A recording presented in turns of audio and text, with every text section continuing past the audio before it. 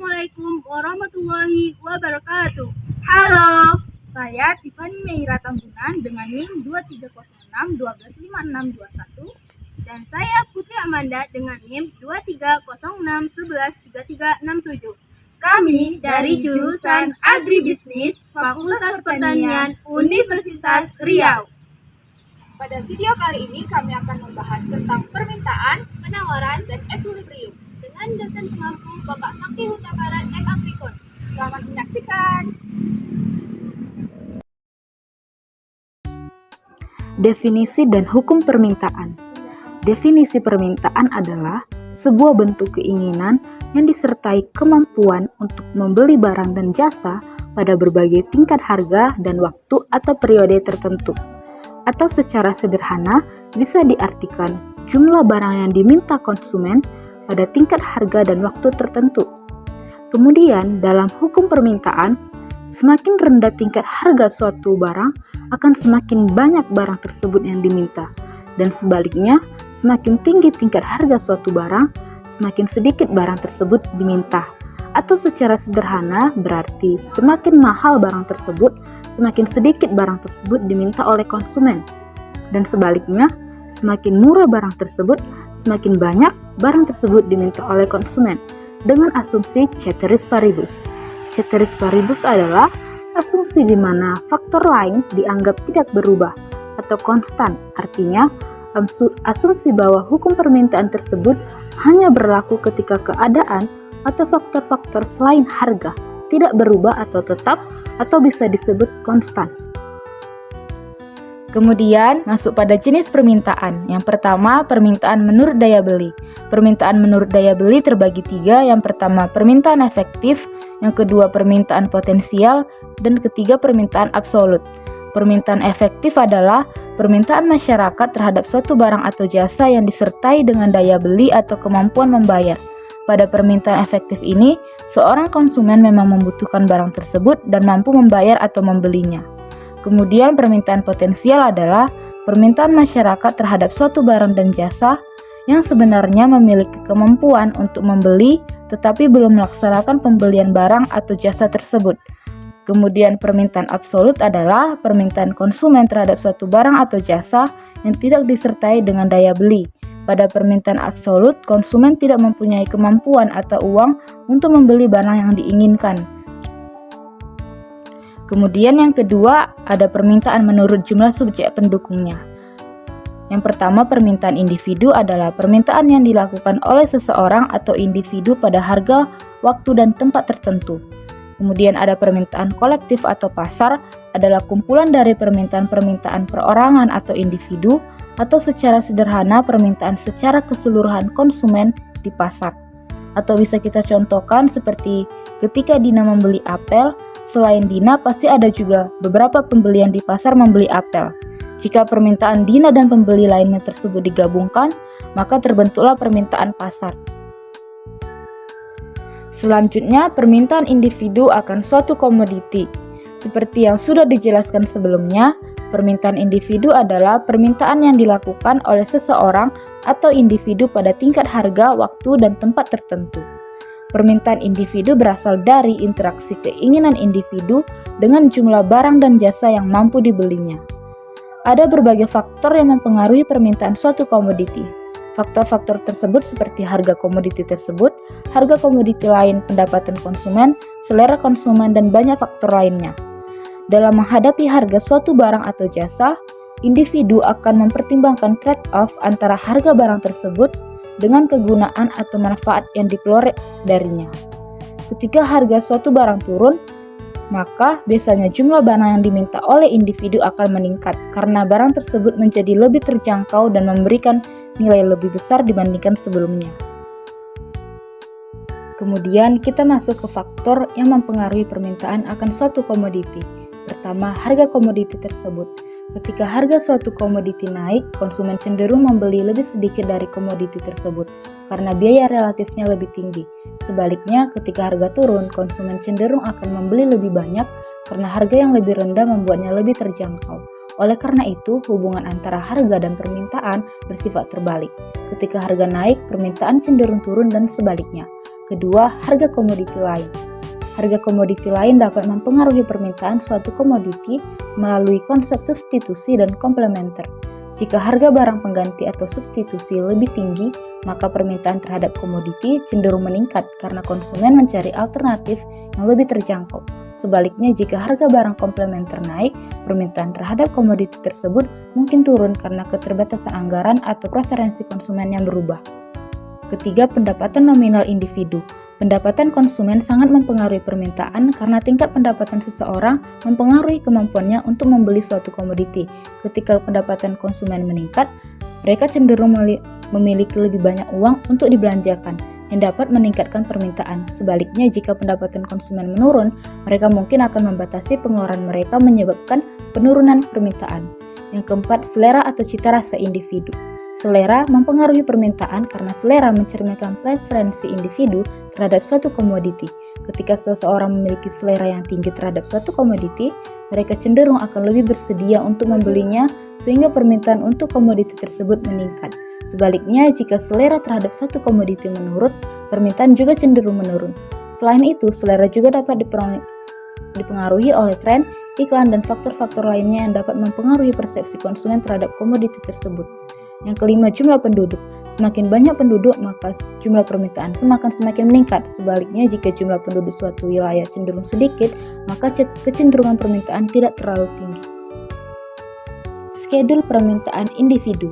Skedul permintaan adalah hubungan antara harga suatu komoditi dengan jumlah komoditi yang diminta. Bisa dilihat pada skedul. TX menunjukkan harga komoditi yang terkait dan QD menunjukkan kuantitas atau jumlah komoditi yang diminta. Dari skedul terlihat bahwa ketika harga suatu komoditi sebesar 8, maka permintaan sebanyak 0. Ketika harga komoditi sebesar 7, permintaan sebanyak 1. Ketika harga komoditi sebesar 6, permintaan sebanyak 2. Ketika harga komoditi sebesar 5, permintaan sebanyak 3, dan seterusnya hingga pada harga komoditi 0, permintaan sebanyak 8. Dari skedul dapat disimpulkan bahwa semakin tinggi atau semakin mahal harga komoditi, maka semakin sedikit permintaan akan komoditi tersebut, dan sebaliknya semakin rendah atau semakin murah harga komoditi, maka semakin banyak permintaan akan komoditi tersebut. Selanjutnya, masuk kepada kurva permintaan. Kurva permintaan merupakan grafik yang menggambarkan hubungan antara harga dengan jumlah komoditi yang ingin dan dapat dibeli konsumen. Ciri utama kurva permintaan pada hukum permintaan yaitu kurvanya berbentuk garis lurus, harga barang dengan jumlah barang berbanding terbalik. Artinya, jika harga barang naik, permintaan akan menurun. Sebaliknya, jika harga barang turun, permintaan akan meningkat. Kemudian, kurvanya berslop negatif karena kurva digambarkan dari kiri atas lalu turun ke kanan bawah. Ini menunjukkan adanya hubungan terbalik antara harga dan jumlah barang yang diminta. Kurva hukum permintaan ini bisa mengalami perubahan dan pergerakan di dalam teorinya. Perubahannya terjadi karena dua hal, yakni perubahan harga barang yang bersangkutan dan karena faktor ceteris paribus atau faktor selain harga barang itu sendiri, sesuai dengan pendapatan pembeli atau selera pasar. Bisa dilihat bahwa kurva bergerak dari kiri atas ke kanan bawah. Ketika harga suatu komoditi sebesar 8, maka permintaan 0. Ketika harga turun menjadi 7, permintaan sebanyak 1. Ketika harga 6, permintaan sebanyak 2, dan seterusnya hingga pada harga 0, permintaan 8. Kemudian masuk kepada hukum permintaan yang mempunyai kemiringan negatif. Hukum permintaan yang mempunyai kemiringan negatif adalah prinsip dasar dalam ekonomi mikro yang menyatakan bahwa ketika harga suatu barang naik, maka jumlah permintaan akan cenderung menurun, dan sebaliknya, ketika harga turun, jumlah permintaan akan cenderung meningkat. Ini berarti bahwa hubungan antara harga dan jumlah barang yang diminta adalah terbalik. Jika harga suatu barang meningkat, konsumen cenderung akan mencari alternatif yang lebih murah atau mengurangi konsumsi barang tersebut, mengakibatkan penurunan permintaan. Dalam praktiknya, kemiringan negatif ini tercermin dalam kurva permintaan yang menurun dengan garis yang menunjukkan hubungan terbalik antara harga dan jumlah yang diminta. Faktor-faktor seperti preferensi konsumen, harga barang pengganti, pendapatan konsumen, dan selera konsumen dapat mempengaruhi elastisitas permintaan suatu barang atau komoditi. Perusahaan dan pengambil keputusan ekonomi menggunakan pemahaman tentang hukum permintaan ini untuk menentukan strategi harga, memprediksi permintaan pasar, dan mengoptimalkan penjualan. Selanjutnya, pergeseran kurva permintaan. Pergeseran kurva permintaan adalah perubahan letak kurva permintaan yang ditimbulkan oleh faktor bukan harga barang itu sendiri. Pergeseran kurva permintaan menggambarkan perubahan dalam jumlah barang atau jasa yang diminta pada setiap tingkat harga, sedangkan faktor-faktor tertentu berubah. Pergeseran ke kanan menunjukkan peningkatan permintaan pada setiap tingkat harga. Di sisi lain, pergeseran ke kiri menunjukkan penurunan permintaan, mungkin karena penurunan pendapatan, perubahan selera, atau peningkatan harga barang terkait. Kemudian pergerakan sepanjang kurva permintaan adalah perubahan letak akibat perubahan harga barang itu sendiri. Pergerakan sepanjang kurva permintaan menggambarkan bagaimana jumlah barang atau jasa yang diminta berubah sebagai respon terhadap perubahan harga. Ketika harga barang atau jasa berubah, konsumen akan merespon dengan meningkatkan atau mengurangi jumlah barang yang mereka beli, tetapi tanpa mengubah preferensi mereka secara keseluruhan. Jika harga turun, konsumen cenderung membeli lebih banyak barang, menyebabkan pergerakan ke kanan sepanjang kurva permintaan. Sebaliknya, jika harga naik, konsumen kemungkinan akan membeli lebih sedikit barang, menyebabkan pergerakan ke kiri sepanjang kurva permintaan. Pergeseran kurva permintaan individu. Pergeseran kurva permintaan individu adalah fenomena di mana ada perubahan dalam jumlah barang atau jasa yang diminta oleh individu pada berbagai tingkat harga. Pergeseran kurva permintaan adalah perubahan letak kurva permintaan yang ditimbulkan oleh faktor bukan harga barang itu sendiri. Terdapat beberapa faktor yang dapat menyebabkan pergeseran kurva permintaan. Salah satunya adalah perubahan dalam preferensi konsumen. Misalnya, jika produk baru diperkenalkan yang dianggap sebagai substitusi yang lebih baik untuk produk yang ada, maka ini dapat menyebabkan pergeseran kurva permintaan ke kiri atau ke kanan, tergantung pada apakah produk baru tersebut dianggap sebagai substitusi yang lebih murah atau lebih mahal. Selain itu, perubahan dalam pendapatan juga dapat mempengaruhi permintaan individu. Ketika pendapatan meningkat, individu cenderung memiliki daya beli yang lebih besar, yang mungkin meningkatkan permintaan terhadap barang dan jasa tertentu, menyebabkan kurva permintaan bergeser ke kanan. Sebaliknya, penurunan pendapatan dapat menyebabkan pergeseran ke kiri. Sedangkan, pergerakan kurva permintaan adalah perubahan letak kurva permintaan akibat perubahan harga barang itu sendiri.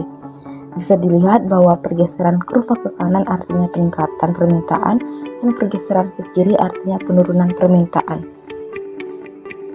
Selanjutnya, permintaan pasar untuk suatu komoditi. Permintaan pasar adalah jumlah semua barang atau komoditi yang diminta oleh tiap individu pada tingkat harga dan waktu tertentu. Pasar terdiri dari individu-individu yang masing-masing meminta sejumlah barang tertentu. Jadi, gabungan permintaan dari semua individu ini membentuk permintaan pasar. Permintaan pasar komoditi dipengaruhi oleh faktor-faktor ekonomi seperti pendapatan konsumen, harga barang lain, dan tren pasar. Misalnya, jika pendapatan konsumen meningkat, permintaan untuk barang-barang mewah seperti produk pertanian organik atau pangan sehat mungkin akan naik. Selain itu, faktor seperti selera konsumen, perubahan demografi, dan perubahan gaya hidup juga mempengaruhi permintaan pasar komoditi. Perkembangan teknologi juga dapat berperan dalam permintaan pasar komoditi. Inovasi dalam proses produksi atau distribusi, serta perkembangan produk baru dapat mempengaruhi permintaan pasar. Sebagai contoh, kemajuan dalam teknologi pertanian dapat meningkatkan hasil panen atau mengurangi biaya produksi, yang pada gilirannya dapat mengubah permintaan pasar untuk komoditi pertanian tertentu. Demikian pula, penemuan atau pengembangan produk baru yang lebih efisien atau berkinerja tinggi dapat menciptakan permintaan baru di pasar komoditi. Skedul permintaan pasar. Seperti yang terlihat, ada KID 1 atau permintaan 1 dan KID 2 atau permintaan 2, di mana jika KID 1 ditambah dengan KID 2 maka menghasilkan KID 3 atau bisa disebut permintaan pasar. Jadi kita bisa lihat pada skedul, ketika harga 8, permintaan pertama 0. Begitu juga dengan permintaan kedua, sehingga jika dijumlahkan akan membentuk permintaan pasar sebanyak 0. Kemudian pada harga 4, permintaan pertama sebanyak 4. Begitu juga dengan permintaan yang kedua, sehingga jika dijumlahkan akan membentuk permintaan pasar sebanyak 8. Dan terakhir, ketika harga 0, permintaan 1 sebanyak 8, dan begitu juga dengan permintaan kedua, sehingga jika dijumlahkan akan membentuk permintaan pasar sebanyak 16. Kemudian kurva permintaan pasar. Kurva permintaan pasar atas suatu komoditi diperoleh melalui penjumlahan horizontal dari semua kurva permintaan individu atas komoditi itu. Atau secara sederhana bisa diartikan gabungan antara semua kurva permintaan individu. Seperti yang terlihat pada gambar, ada dua kurva individu. Jadi ketika kita gabungkan kedua kurva permintaan individu ini, maka akan menghasilkan kurva permintaan pasar. Kita lihat pada kurva permintaan individu yang pertama. Ketika harga 8 permintaannya 0, ketika harga 4 permintaannya 4. Ketika harga 0 maka permintaannya 8. Begitu juga pada kurva permintaan individu yang kedua. Kemudian ketika kedua kurva permintaan ini digabungkan, maka terbentuklah kurva permintaan pasar. Bisa dilihat pada kurva permintaan pasar ketika harga 8 permintaan 0, ketika harga 4 permintaan 8, dan ketika harga 0 permintaan 16. Definisi dan hukum penawaran. Dalam ilmu ekonomi, penawaran atau supply diartikan kesediaan penjual untuk menjual atau menyerahkan berbagai jumlah barang pada berbagai tingkat harga dalam waktu tertentu dan keadaan tertentu. Penawaran juga dapat diartikan yaitu banyaknya barang atau jasa yang tersedia dan dapat ditawarkan oleh produsen kepada konsumen pada setiap tingkat harga selama periode waktu tertentu. Dalam rangka menjawab kebutuhan konsumen, pihak produsen menyediakan berbagai barang dan jasa. Barang dan jasa hasil produksi ini kemudian dijual kepada konsumen di pasar menurut tingkat harga tertentu. Hukum penawaran. Secara umum dijumpai bahwa apabila harga suatu barang turun, maka produsen akan cenderung untuk menawarkan barang dalam jumlah yang lebih sedikit. Hal ini disebabkan dengan turunnya harga atau rendahnya harga, maka hanya produsen yang efisienlah yang mampu dan berani menjual pada harga yang rendah. Sebaliknya, apabila harga suatu barang naik, maka produsen akan cenderung menawarkan barangnya dalam jumlah yang lebih banyak. Hal ini terjadi karena produsen yang pada harga lebih rendah sebelumnya tidak mampu menawarkan barangnya, maka ketika harga barang naik, maka produsen tersebut mampu menawarkan atau menjual barangnya sehingga akan menambah supply. Berdasarkan kenyataan itulah, maka muncullah hukum penawaran yang menyatakan bahwa jumlah produk yang ditawarkan berbanding lurus dengan harga. Artinya, apabila harga suatu produk naik, maka jumlah produk yang ditawarkan cenderung naik. Atau sebaliknya, bila harga suatu produk cenderung turun, maka jumlah produk yang ditawarkan juga akan turun. Jenis-jenis penawaran. Yang pertama, penawaran individu. Penawaran individu adalah penawaran yang dilakukan oleh satu orang penjual atau produsen. Penawaran individu merujuk pada tindakan penawaran yang dilakukan oleh seorang penjual tunggal atau produsen. Ini berarti bahwa seorang individu atau perorangan memiliki kontrol penuh atas jumlah barang atau jasa yang mereka tawarkan ke pasar. Penawaran individu dipengaruhi oleh berbagai faktor seperti biaya produksi, teknologi, tujuan bisnis, dan preferensi pribadi dari penjual tersebut. Yang kedua, penawaran pasar. Penawaran pasar adalah jumlah barang dan jasa yang ditawarkan produsen pada waktu, tempat, dan satuan harga tertentu.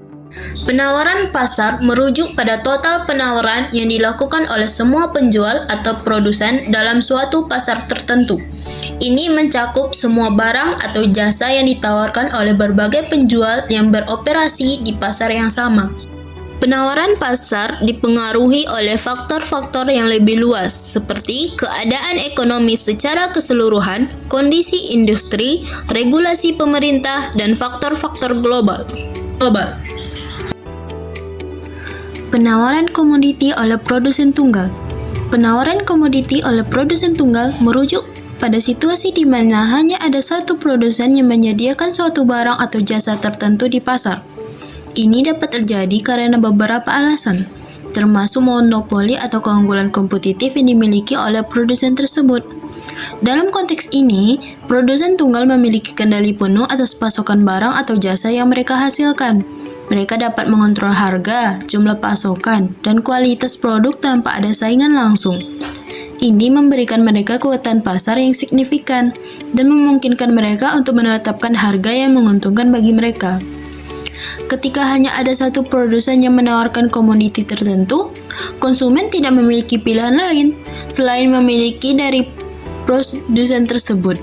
Hal ini dapat menghasilkan konsekuensi ekonomi yang signifikan, seperti harga yang tinggi dan kurangnya inovasi dalam produk tersebut. Namun, hal ini dapat diatasi dengan adanya peran pemerintah yang sangat penting dalam mengatur produsen tunggal untuk mencegah penyalahgunaan kekuasaan pasar mereka. Regulasi anti monopoli dan kebijakan perlindungan konsumen seringkali diperlukan untuk memastikan bahwa produsen tunggal tidak mengeksploitasi posisi pasar mereka secara tidak adil. Faktor yang mempengaruhi penawaran komoditi oleh produsen tunggal.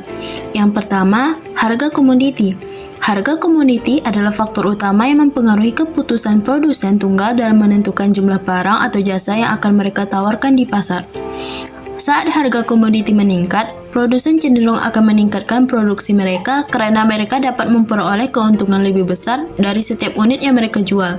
Sebaliknya, jika harga turun, produsen mungkin akan membatasi produksi mereka untuk menghindari kerugian finansial.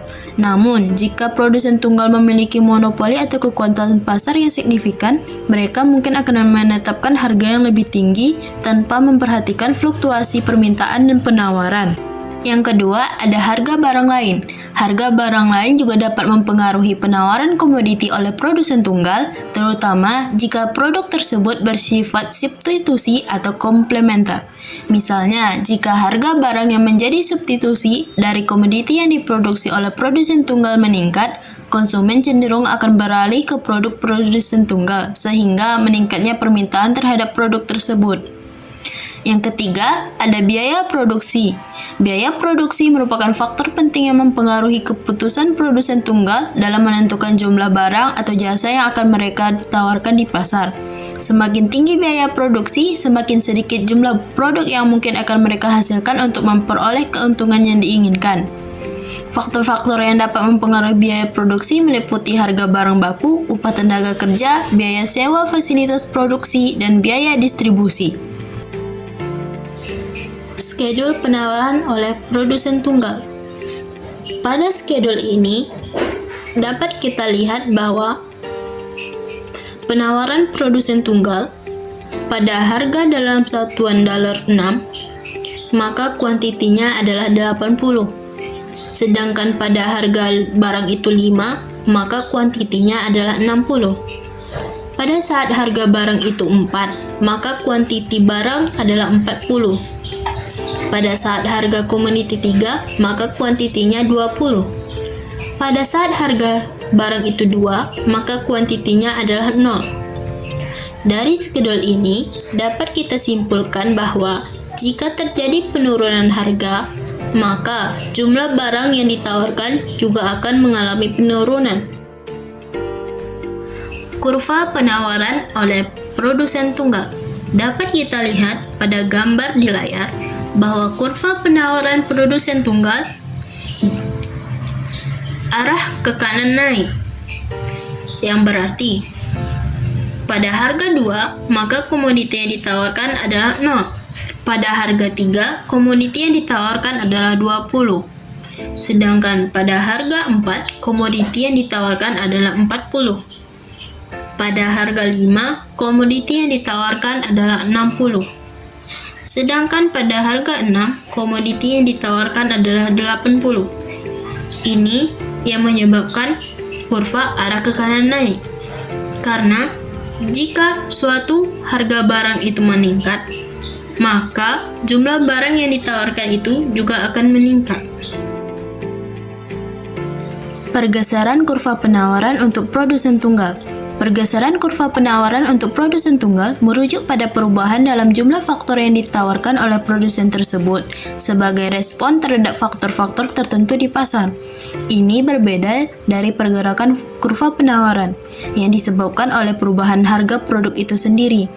Pergeseran kurva penawaran terjadi karena faktor-faktor lain selain harga barang itu sendiri. Misalnya, jika terjadi peningkatan teknologi produksi yang mengurangi biaya produksi bagi produsen tunggal, kurva penawaran akan bergeser ke kanan. Hal ini menunjukkan bahwa pada setiap tingkat harga, produsen mampu dan bersedia menawarkan lebih banyak produk, meningkatkan penawaran keseluruhan di pasar. Faktor-faktor lain yang dapat menyebabkan pergeseran kurva penawaran termasuk perubahan dalam biaya faktor produksi seperti bahan baku atau upah tenaga kerja, perubahan dalam kebijakan pemerintah yang mempengaruhi produksi atau distribusi produk, atau bahkan perubahan dalam ekspektasi produsen tentang kondisi pasar di masa depan. Di sisi lain, pergerakan kurva penawaran terjadi ketika ada perubahan dalam harga produk itu sendiri. Jika harga produk meningkat, produsen tunggal akan cenderung menawarkan lebih banyak produk pada harga tersebut karena mereka dapat memperoleh keuntungan lebih besar. Ini menghasilkan pergerakan sepanjang kurva penawaran ke kanan. Sebaliknya, jika harga produk turun, produsen akan menawarkan lebih sedikit produk pada harga tersebut, menghasilkan pergerakan sepanjang kurva ke kiri. Pergeseran kurva penawaran. Jika kurva bergeser ke kanan, maka terjadi peningkatan harga barang dan terjadi juga peningkatan penawaran terhadap komoditi yang ditawarkan. Jika kurva penawaran bergeser ke kiri, maka terjadi penurunan harga komoditi sehingga komoditi yang ditawarkan juga akan menurun. Begini adalah pergeseran kurva penawaran. Kurva penawaran akan bergeser selaras antara harga dan jumlah komoditi yang ditawarkan. Penawaran pasar oleh suatu komoditi. Penawaran pasar oleh suatu komoditi adalah total jumlah produk atau barang yang ditawarkan oleh semua perusahaan atau produsen di pasar pada berbagai tingkat harga dan dalam waktu tertentu. Konsep ini sangat penting dalam ekonomi mikro karena mempengaruhi interaksi antara penawaran dan permintaan, yang pada gilirannya menentukan harga dan kuantitas barang yang diproduksi dan dikonsumsi di pasar. Penawaran pasar mencerminkan respon produsen terhadap faktor-faktor tertentu, terutama harga. Ketika harga suatu komoditi naik, produsen cenderung akan merasa lebih menguntungkan untuk memproduksi lebih banyak barang, karena mereka dapat memperoleh keuntungannya lebih besar dari setiap yang mereka jual. Sebaliknya, jika harga turun, produsen mungkin akan membatasi produksi mereka karena keuntungan per unit menjadi lebih kecil. Ini menciptakan hubungan yang berlawanan arah antara harga dan kuantitas yang ditawarkan. Semakin tinggi harga, semakin tinggi kuantitas yang ditawarkan, dan sebaliknya. Namun, penawaran pasar juga dipengaruhi oleh faktor-faktor lain selain harga, seperti biaya produksi, teknologi, persediaan bahan baku, regulasi pemerintah, dan ekspektasi pasar.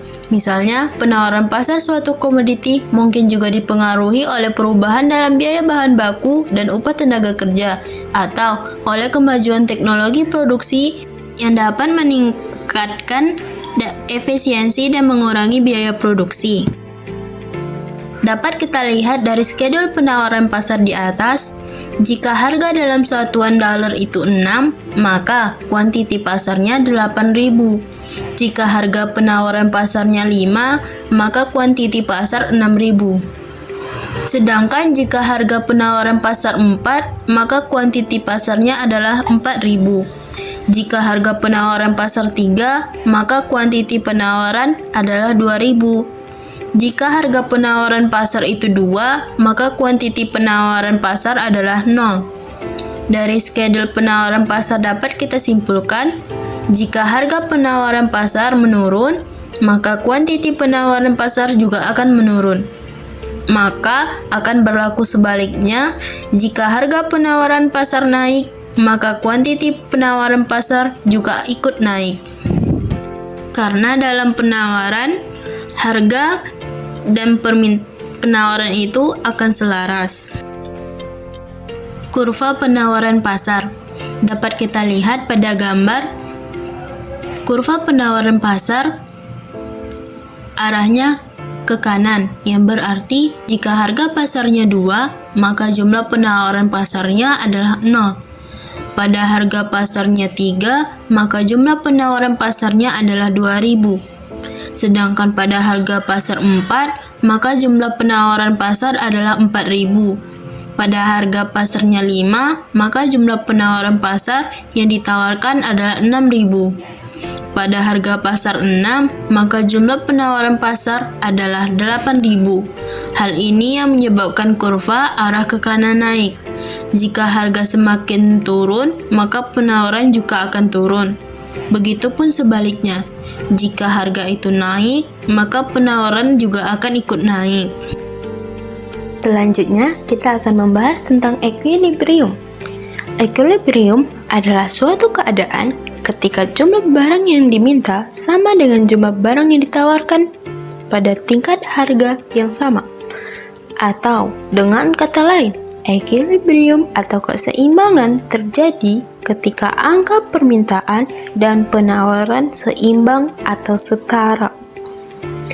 Nantinya, jika digambarkan dalam sebuah kurva, maka akan terdapat perpotongan antara penawaran dan permintaan. Titik perpotongan itulah yang disebut dengan titik equilibrium atau titik keseimbangan. Dalam equilibrium ada syarat-syarat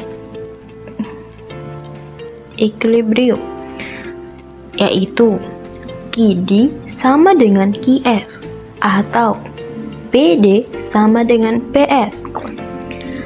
QD adalah quantity demand, maka harus sama dengan quantity supply. Begitupun dengan harga demand harus sama dengan harga supply. Selanjutnya, kita akan lihat tentang schedule equilibrium.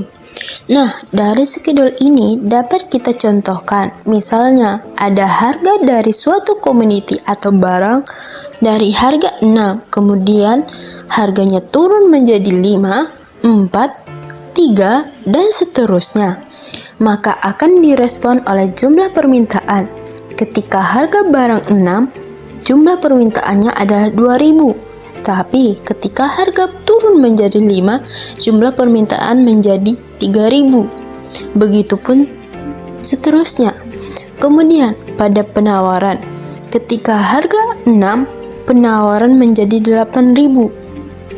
Sedangkan pada harga 5, penawaran menjadi 6.000. Dan seterusnya.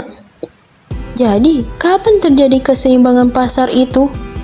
Ketika jumlah permintaan dan penawaran sama, seperti yang terlihat pada schedule bahwa keseimbangan terjadi ketika harga 4, yaitu permintaan dan penawaran sama-sama 4.000. Di sini dapat kita lihat kurva keseimbangan pasar. Jika digambarkan pada kurva, maka akan terjadi seperti pada gambar.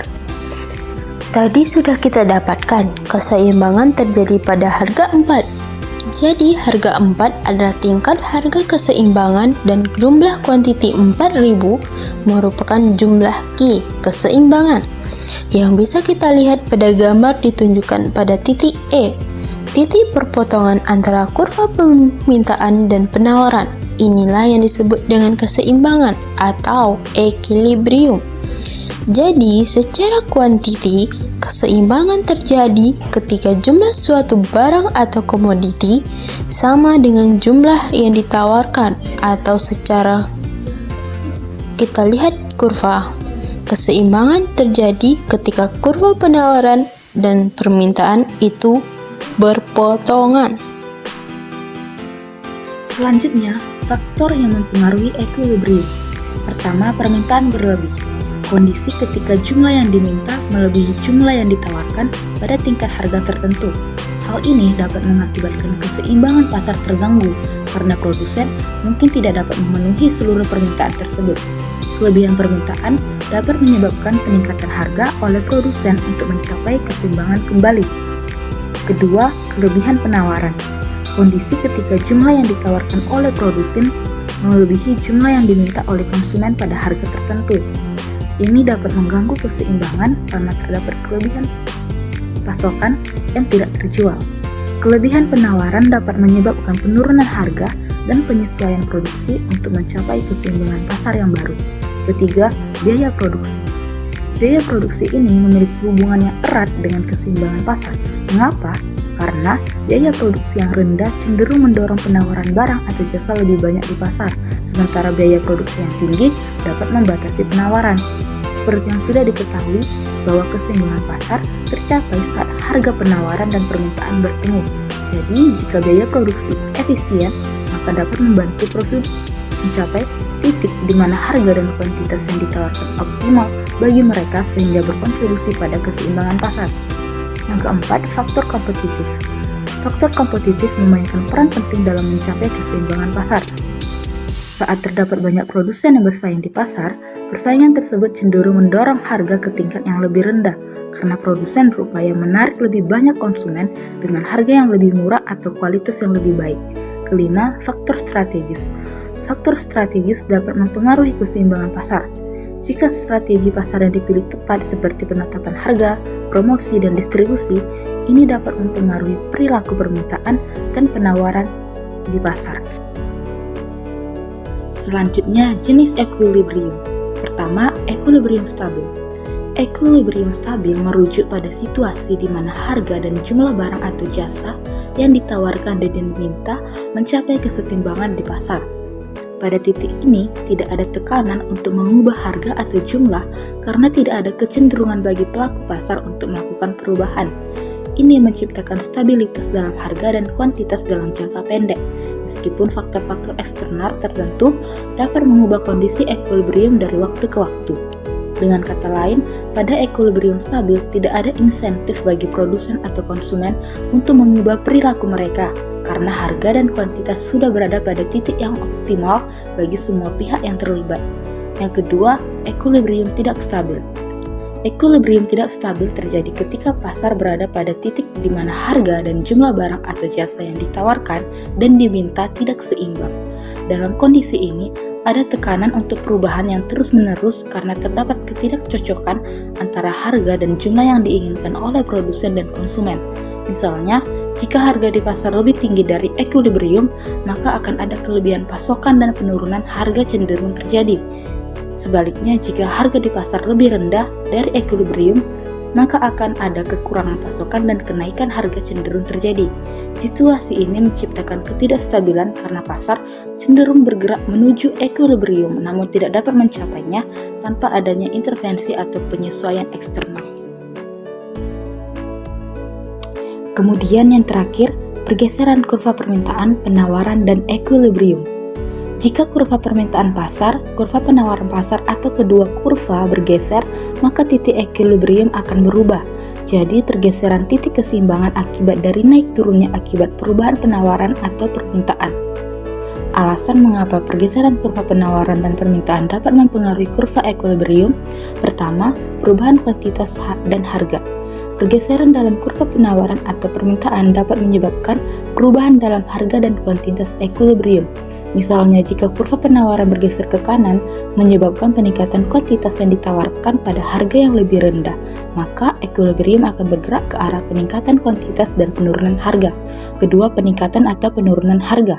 Pergeseran dalam kurva penawaran atau permintaan juga dapat menyebabkan perubahan dalam harga equilibrium. Jika peningkatan permintaan menyebabkan kenaikan harga, maka produsen mungkin akan meningkatkan penawaran mereka. Ini bisa mengakibatkan equilibrium bergeser ke arah harga yang lebih tinggi. Yang ketiga, kuantitas yang diminta dan ditawarkan seimbang. Equilibrium mewakili titik di mana kuantitas yang diminta sama dengan kuantitas yang ditawarkan.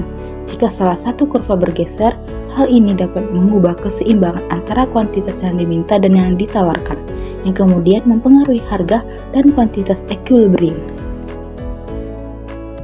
Kesimpulan dari presentasi yang telah disampaikan bahwa permintaan dan penawaran adalah dua konsep penting dalam ekonomi yang membantu menjelaskan perilaku pasar. Permintaan mencerminkan jumlah komoditi yang diinginkan oleh konsumen pada berbagai tingkat harga, sementara penawaran menggambarkan jumlah komoditi yang tersedia untuk dijual oleh produsen pada berbagai tingkat harga. Keseimbangan pasar terjadi ketika jumlah yang diminta sama dengan jumlah yang ditawarkan pada suatu harga tertentu.